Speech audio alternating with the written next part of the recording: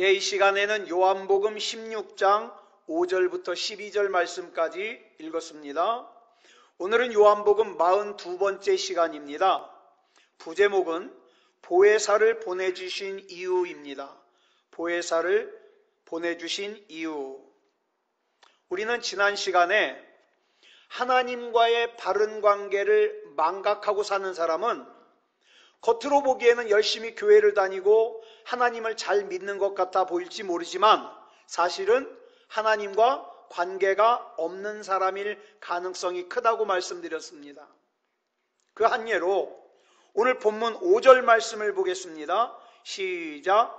지금 내가 나를 보내신 이에게로 가는데 너희 중에서 나더러 어디로 가는지 묻는 자가 없고, 예수님께서 그동안 여러 차례에 걸쳐서 제자들에게 예수님께서 십자가에 못 박혀 돌아가실 것을 말씀하셨고, 또 예수님을 보내신 아버지께로 돌아가실 것을 말씀을 하셨는데, 예수님의 제자들 중에 그 누구 하나도 예수님께 주님 어디로 가십니까? 이렇게 묻는 제자가 하나도 없더라 이 말이에요. 자, 본문 6절 보겠습니다. 시작. 도리어 내가 이 말을 함으로 너희 마음에 근심이 가득하였도다. 예수님께서 십자가에 못 박혀 돌아가신다, 아버지께로 돌아간다 얘기를 하니까 제자들이 근심은 해요. 근심하기는 하는데, 여기서 제자들이 하는 근심은 예수님께서 어디로 가시는지, 예수님께서 왜 피를 흘리시고 살을 찢기시며 십자가에 달리셔야 되는지 이거에 대한 근심이 아니라, 아이고 예수님 없으면 나 어떡하지? 예수님 가시면 나는 앞으로 어떻게 살아가야 되는가? 이거 근심하는 거예요. 이거. 그 결과 예수님께서 자신들을 위하여 십자가에 못 박히시는 그 가장 결정적인 순간에 이 제자들이 다 어떻게 했어요? 자기 자신을 위해서 예수님을 버리고 다 도망갔습니다. 여러분, 우리의 신앙생활도 마찬가지예요. 물론 우리가 교회에서 같이 예배를 드리면 다 똑같은 믿음인 것 같지만 그렇지 않아요. 어떤 사람은 자기를 위해서 하나님이 존재하고 자기를 위해서 교회가 존재한다고 생각하기 때문에 어떻습니까? 결정적인 순간에 내가 좀 불편하면, 내가 조금 부담스러우면 하나님도 떠나고 교회도 떠납니다. 왜? 내가 중심이니까. 1905년에 노벨 문학상을 받은 폴란드의 작가 H. 생키에비치라는 사람이 쿠오바디스라는 책을 썼어요. 이 책에 보면 이런 내용이 나와요. 네로 황제 당시에, 로마 네로 황제 당시에 기독교인들을 막 박해하는데, 그 박해가 극에 달했을 때 예수님의 제자 베드로가, 이때는 이제 예수님이 부활 승천하시고 안 계실 때예요. 이 박해를 피해서 로마로부터 도망을 가고 있었어요. 로마로부터 빠져나와서 도망을 가고 있는데, 저만치 가는데 누가 이렇게 맞은편에서 오는 거예요. 나중에 다가가서 봤더니 예수님이에요. 그래서 예수님, 부활 승천하신 예수님이 다시 로마 쪽으로 걸어오고 계시는 거예요. 그래서 베드로가 물어봤죠. 도미네 쿠오바디스. 여기서 나온 제목이에요. 도미네 쿠오바디스.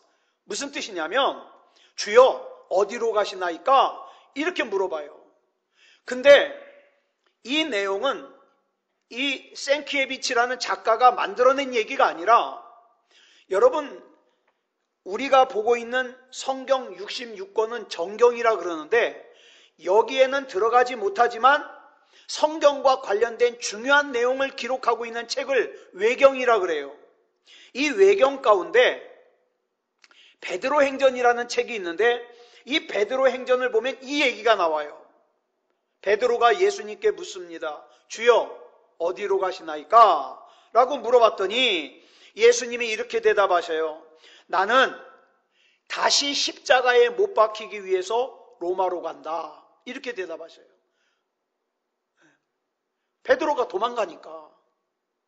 베드로가 자기 감당할 거 감당하지 않고 도망가니까 예수님이 다시 로마로 들어가서 십자가를 지시겠다는 거예요. 그런데 잘 보세요.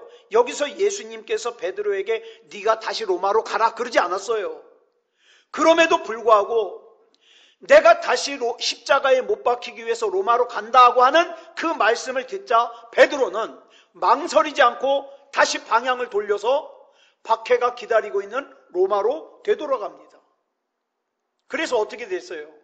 결국 십자가에 거꾸로 못 박혀서 순교를 당했습니다. 자, 그러면 우리 여기서 이렇게 질문해 보자고요. 베드로가 어떻게 이럴 수 있었을까요? 베드로는 겁이 없습니까? 왜 겁이 없겠어요? 베드로는 죽음이 두렵지 않나요? 죽음이 두렵지 않은 사람이 어디 있습니까? 베드로는 아픔을 안 느낍니까? 아프지 않은 사람이 어디 있겠어요? 우리랑 다 똑같아요. 자, 그러면 도대체 왜 베드로는 그 무서운 로마로 되돌아가서 십자가에 거꾸로 못 박혀서 순교당했을까요? 베드로는 성령이 충만한 사람이었습니다. 이게 달라요. 성령이 충만한 사람. 예수님의 제자들의 모습을 가만히 보면 여러분, 오순절날 성령 충만한 사건이 사도행전 2장에 나오거든요.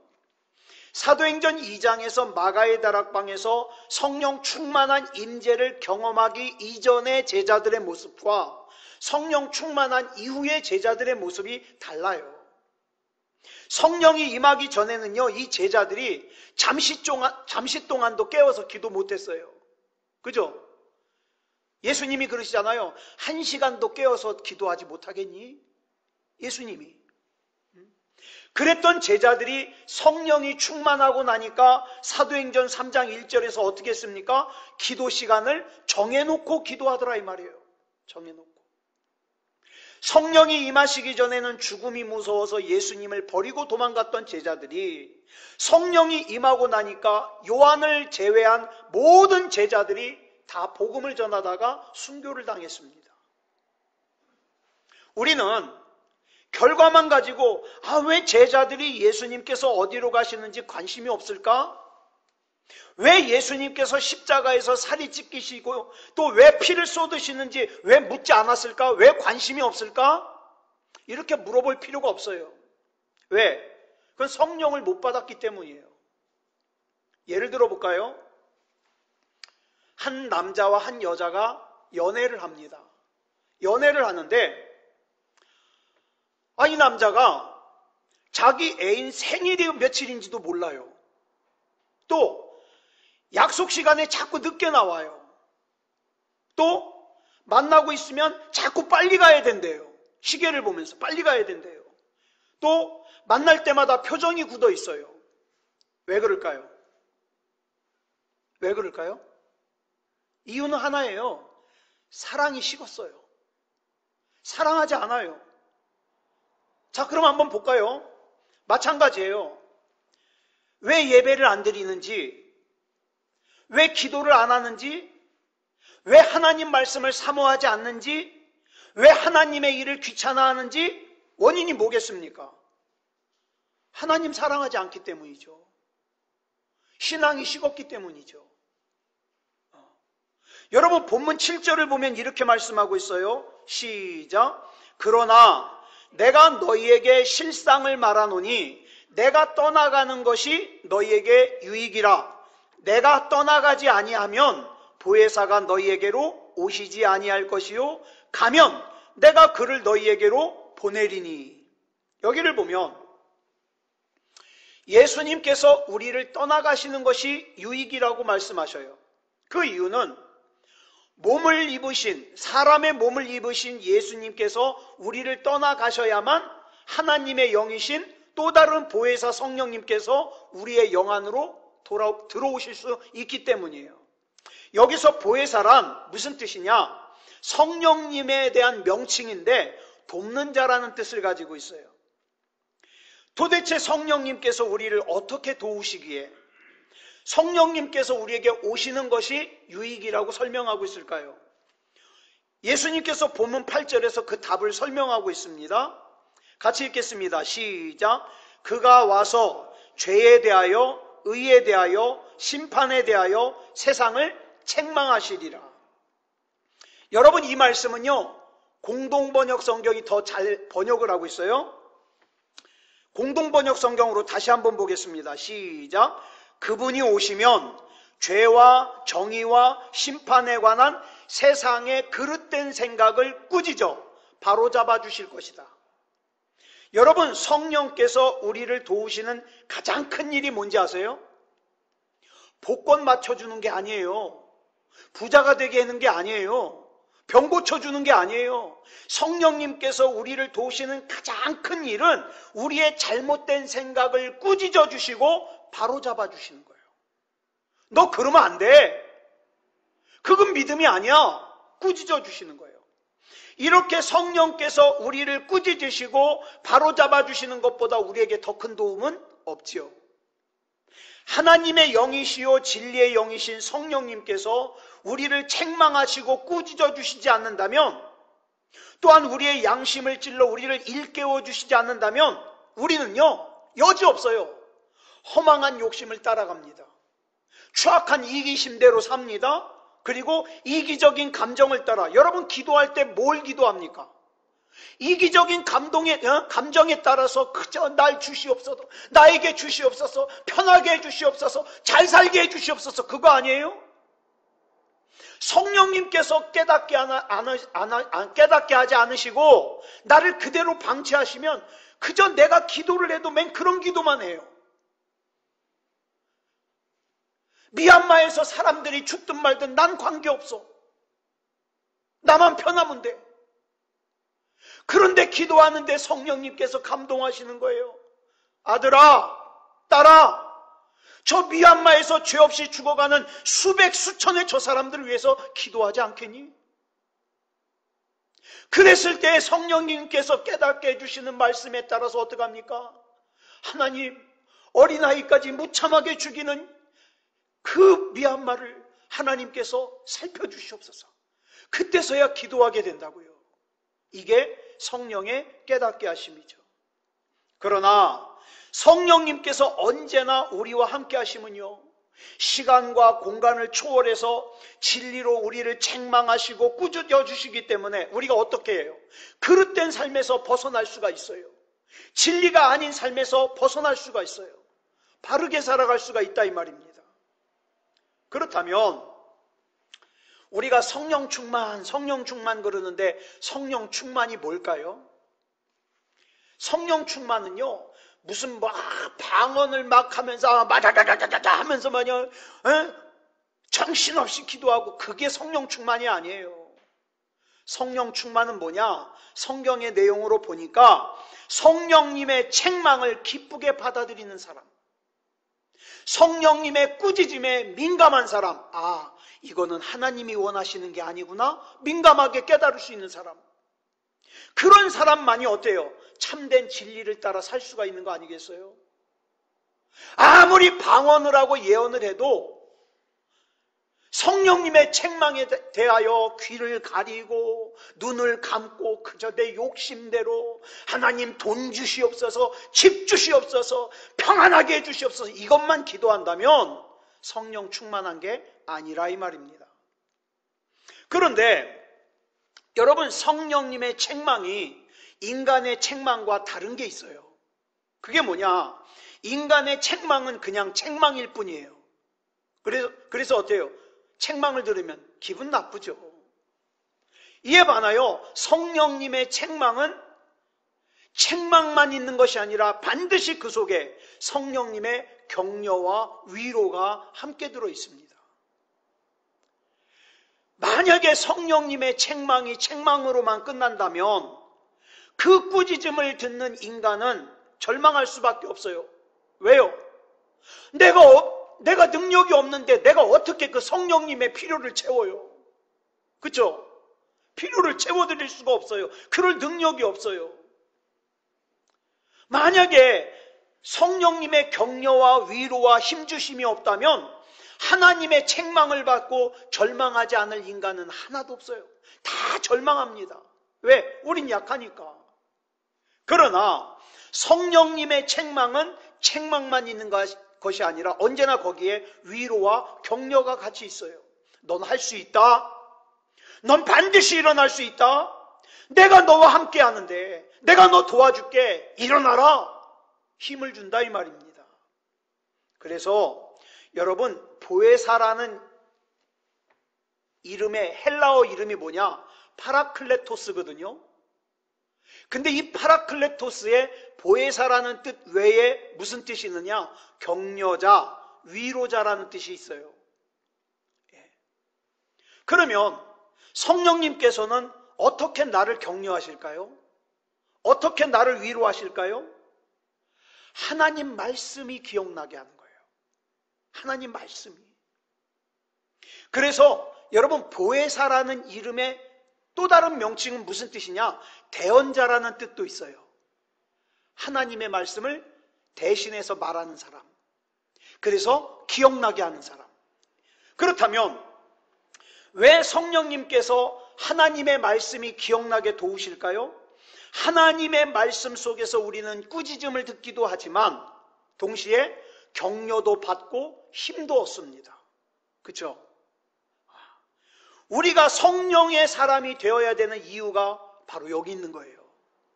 성령님의 책망과 격려 속에서만 우리는 사도 바울 같은 성숙한 믿음을 가질 수 있어요. 저는 그동안 교회에서 쭉 사람들을 보면서 참 자기는 믿음이 좋다고 얘기를 하는데 아무리 봐도 믿음이 좋은 게 아니에요. 성숙하질 못해요.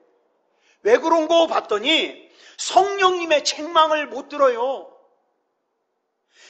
성령님의 격려를 못 들어요. 그죠? 자기 만족이에요. 나는 믿음이 좋다. 끝. 성령님의 소리를 못 들어요. 그러니까 뭐예요? 깨닫게 해주시는 하나님의 말씀도 없고 깨닫게 해주시는 하나님의 말씀도 없으니까 그 말씀이 내 삶에 영향을 끼치지도 못해요. 그러면서 자기가 믿음이 좋은 것처럼 속고 있는 거예요. 이 속고 있는 게 언제 다 드러나냐? 하나님의 심판대 앞에서 다 드러나는 거예요. 나 너 모른다. 불법을 행하는 자들아 나를 떠나라. 내가 예수님의 이름으로 선지자 노릇했는데요. 내가 예수님의 이름으로 귀신을 쫓아냈는데요. 내가 예수님의 이름으로 능력을 행했는데요. 아니야. 그건 네가 좋아서 했잖아. 그 영광 네가 다 받았잖아. 너는 성령님의 하나님의 말씀에 귀를 막았어. 불법을 행하는 자가 되는 거예요. 네. 자, 본문 9절 보겠습니다. 또 본문 9절에 중요한 말씀이 나와요. 시작. 죄에 대하여라 함은 그들이 나를 믿지 아니하며. 여기 보니까 죄가 나오는데 이 죄를 헬라어로 함마르티아라 그래요. 함마르티아. 이 함마르티아라는 단어의 뜻이 뭐냐? 원뜻이 관역에서 벗어났다는 뜻이에요. 화살을 쐈는데 관역을 맞추지 못하고 벗어났어요. 오늘 본문은 잘 보세요. 살인이나 도둑질이나 사기나 음란을 죄라 그러지 않아요. 예? 뭐가 죄라 그래요? 예수 그리스도를 믿지 않는 것이 죄라 그래요. 다시 말해서 우리 마음이 예수 그리스도를 향해서 정조준이 되어 있지 않는 것, 그 자체가 죄라 이 말입니다. 에덴 동산에서 사탄 마귀의 유혹에 빠졌던 하와는 참 좋은 모델이에요.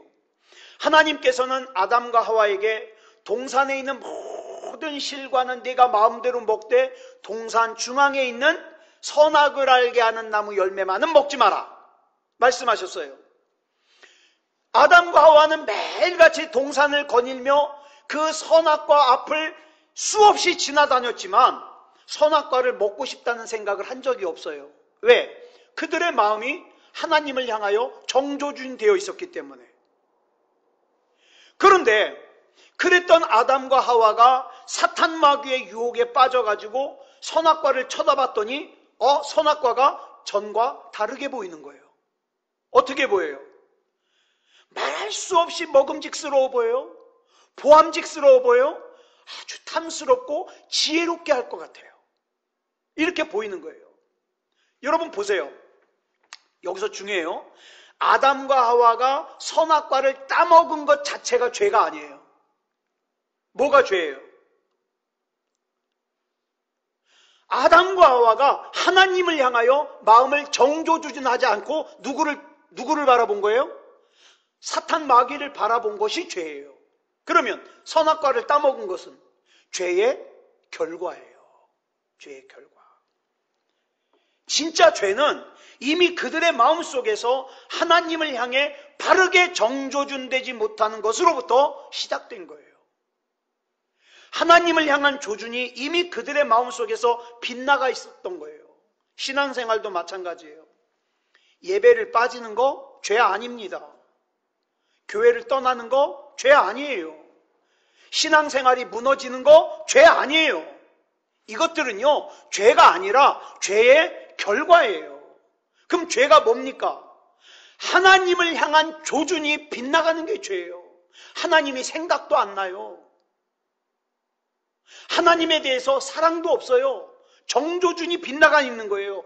그렇기 때문에 그 죄의 결과로 예배를 빠지는 것이고 교회를 떠나는 것이고 신앙생활이 무너지는 거예요. 기도도 마찬가지예요. 기도 안 하는 게 죄가 아니에요. 죄의 결과예요. 하나님을 향한 조준이 빗나가 있기 때문에 기도 안 하는 겁니다. 아담과 하와가 하나님께서 먹지 말라고 금하신 열매를 먹은 것은 이미 하나님을 향한 조준이 빗나가 있기 때문에, 여러분, 하나님을 향한 조준이 빗나가 있으면서 목사와의 체면 때문에 예배 참석하는 사람들 많아요. 이게 큰 문제예요. 예? 하나님께는 아무 마음 없는데 그저 목사 체면 봐서 아주 크게 잘못된 거죠. 근본적으로 우리의 마음이 진리이신 하나님을 향하여 바르게 정조준될 때에만 진정으로 이 잘못된 부분들이 고쳐질 수 있다 이 말입니다. 여러분, 이스라엘에 많은 왕들이 있었죠. 그 이스라엘의 왕들의 행적을 기록한 성경이 열왕기 상하예요. 또 역대기 역대상하예요. 자, 보세요. 여기 보면 철저하게 한 가지 원칙을 강조하고 있어요. 여러 왕들의 얘기를 기록하고 있는데 그 왕들의 삶에 있어서 아주 중요한 원리 한 가지. 그 원리가 뭐냐? 사무엘상 2장 30절에 나와요. 같이 읽겠습니다. 시작. 나를 존중히 여기는 자를 내가 존중히 여기고 나를 멸시하는 자를 내가 경멸하리라.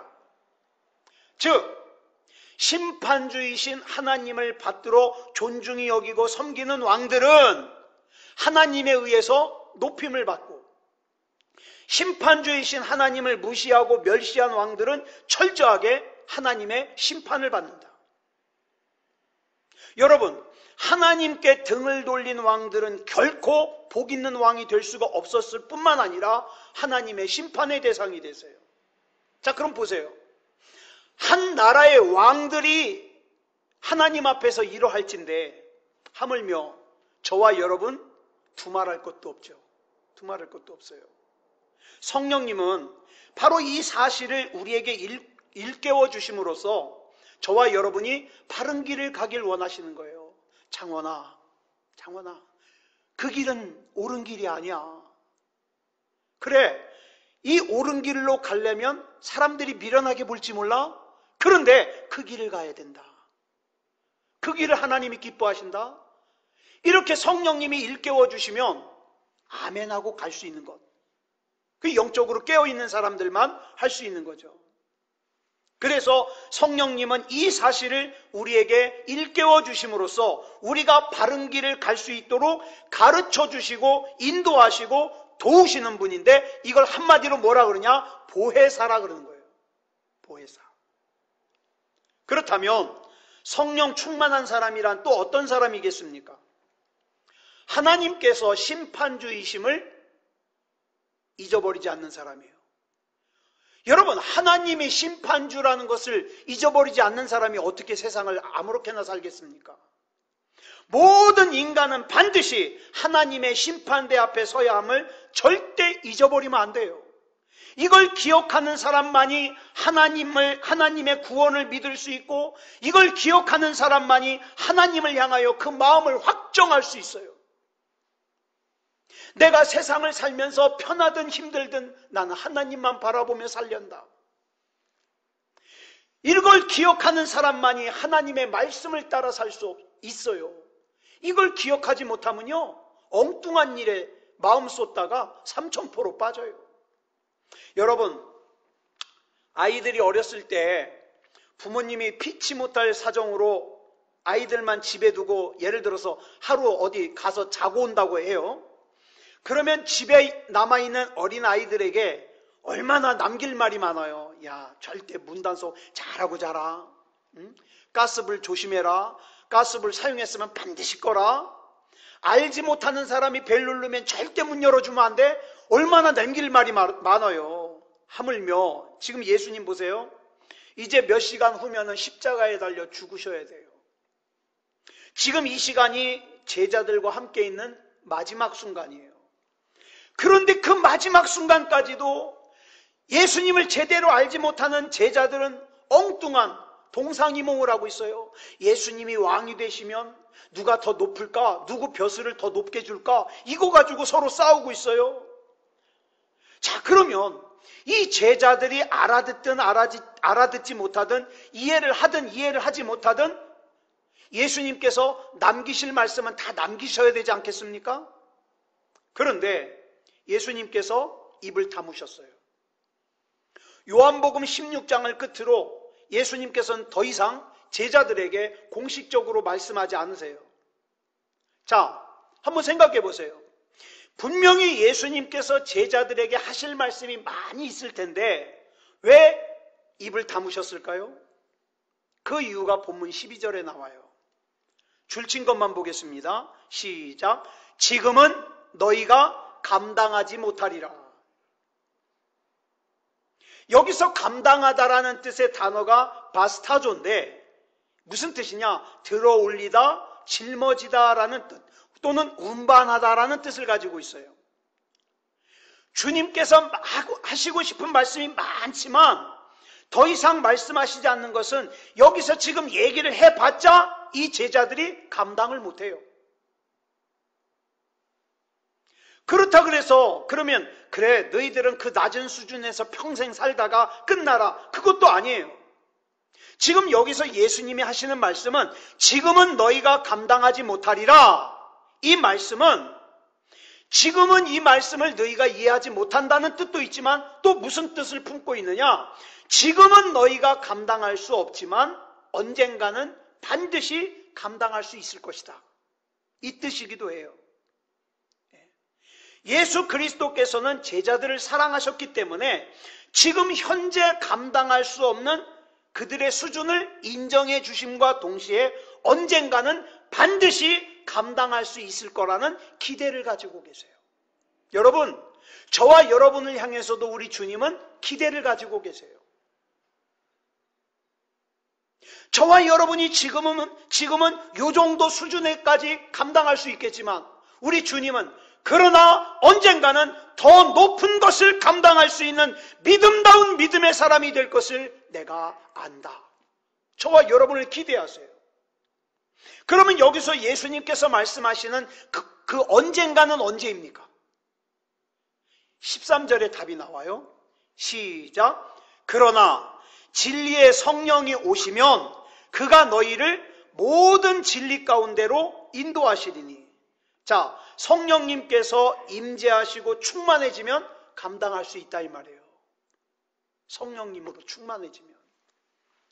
여러분, 마가복음 5장을 보면 예수님께서 이 땅에서 말씀을 전하실 때 수많은 사람들이 예수님을 애워싸고 막 밀고 부딪히고 난리가 났었어요. 그런데 예수님의 몸에 닿았던 그 수많은 사람들 중에 예수님을 만지고 혈류병을 고침받은 사람은 여인 한 사람밖에 없었어요. 여러분, 성령을 체험한다는 것은요, 성령이 역사하시는 곳에 있으면 얼마든지 체험할 수 있어요.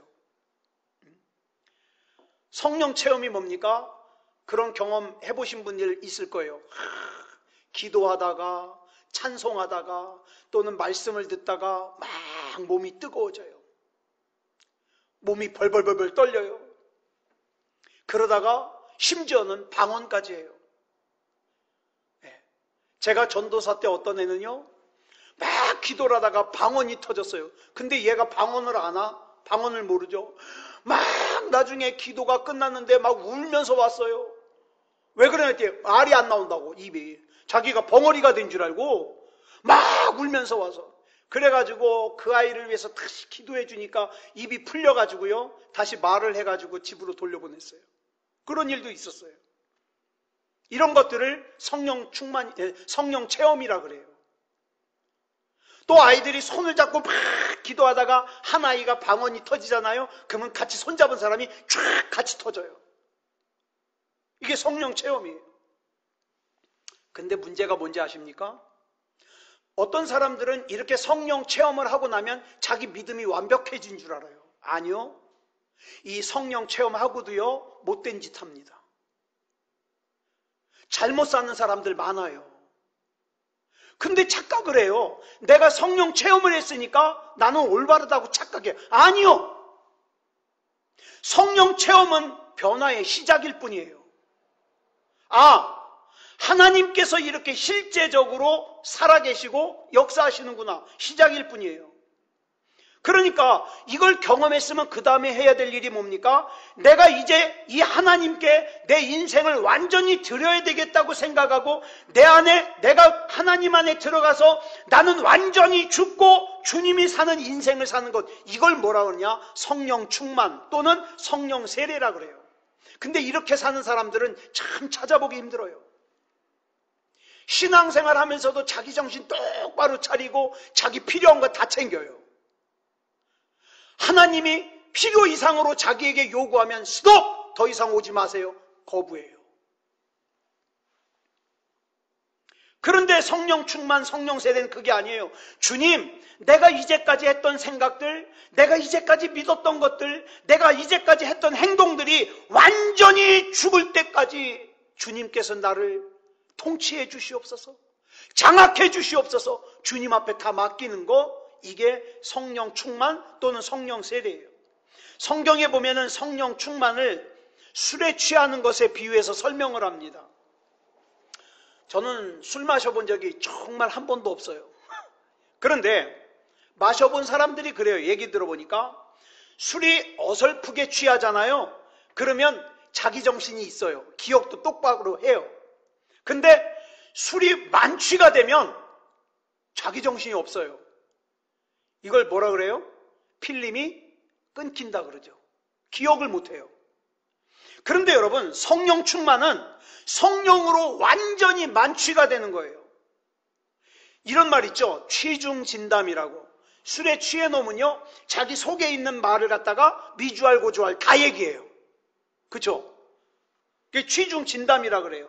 성령으로 충만해진 사람은요, 자기 속에 있는 말들을 갖다가, 자기 속에 있는 생각들을 하나님 앞에 다 말씀을 드려요. 다 말씀을 드려요. 이렇게 성령으로 충만하여서 성령으로 취하는 것을 뭐라 그러냐? 성령 세례 또는 성령 충만이라 그래요.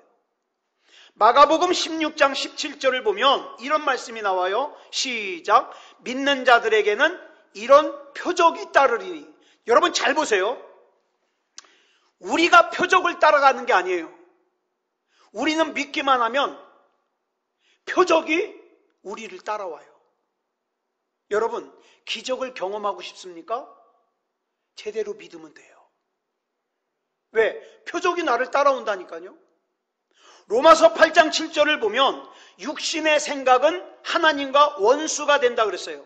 여기서 말하는 원수는 뭐냐면 싸워야 될 대상이에요. 그래서 하나님께서 살아계시다는 것은 알지만, 그리고 믿지만, 내가 지금 육신이 원하는 대로 살고 있다면 나는 지금 누구와 싸우고 있는 거예요? 하나님과 싸우고 있는 거예요. 하나님 더 이상 나를 좌지우지하지 마십시오. 하나님과 싸우는 거예요. 내가 지금 하나님께 적대감을 품고 하나님의 원수가 되어서 하나님과 싸우고 있다는 뜻입니다. 그런데 로마서 8장 9절을 보니까 하나님의 영인 성령께서 우리 안에 거하시면 이렇게 우리가 하나님께 적대감을 품고 하나님과 싸우고 하나님의 원수가 되었던 사람이 어떻게 해요? 성령 안에서 하나님과 싸우지 않고 화목하게 된다 이 말이에요. 그렇기 때문에 이 그리스도의 영인 성령이 없는 사람은 여기서 결론적으로 뭐라 그래요? 그리스도의 영이 없으면 뭐다? 그리스도의 사람이 아니다. 분명하게 나왔잖아요. 자, 그러면 한번 우리 질문해 보자고요. 여러분은 지금 누구와 싸우고 있습니까? 하나님과 싸우고 있습니까? 육신과 싸우고 있습니까? 그 결과를 13절에서 이렇게 말씀하고 있습니다. 시작. 너희가 육신대로 살면 반드시 죽을 것이로되 영으로서 몸의 행실을 죽이면 살리니. 즉 육신대로 살기 위해서 하나님과 싸우면 영원한 죽음을 죽을 것이지만 내가 영으로 살기 위해서 내 육신과 싸우고 몸의 행실을 죽이면 영원한 생명을 살게 될 것이다. 이렇게 말씀하고 있어요. 자, 다시 질문합니다. 여러분은 지금 누구와 싸우고 있습니까? 아무쪼록 육신과 싸워서 영원한 생명을 누리는 저와 여러분 되시기를 그리스도 예수님의 이름으로 축복합니다. 기도하겠습니다. 사랑의 아버지 하나님, 감사합니다. 하나님의 은혜 가운데 왜 보혜사 성령님을 우리에게 보내주셨는지를 이 시간 살폈습니다.